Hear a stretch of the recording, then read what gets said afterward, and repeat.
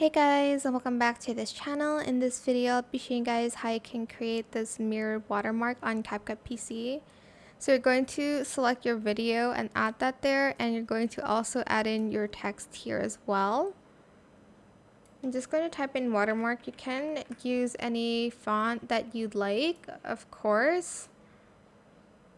I'll just use this one, and I'm going to also add in glow. We want the intensity at 100 and the range at around 10. And we're also going to add shadow to it. Like that. You can adjust these as you'd like. Add in a green screen underneath that one. I'm just going to freeze frame it so I can just use the green bit of the video. Select both, right click, create compound clip, or select Alt G. Select the video section, remove background, select chroma key, and select the white area.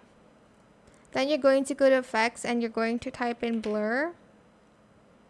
And you're going to add that as well.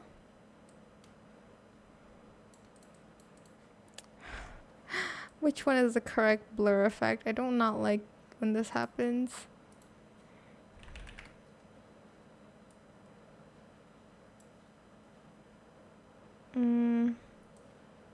That's this one. Oops. I think you're going to want to add it to the main video actually, so I'm just going to put it underneath that. Like that. But not too blurry, I guess.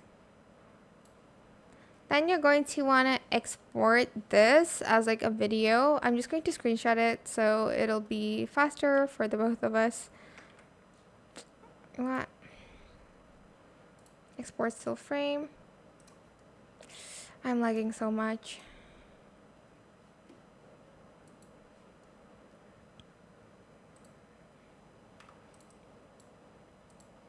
Remove the blur. Select the watermark. It's supposed to be video, but this is faster. Again, select chroma key and select the color picker to select the green.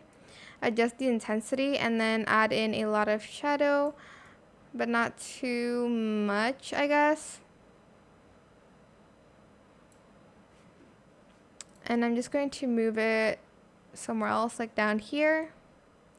It's supposed to be moving, so again, export it as a video instead of a picture. But that is it for this video.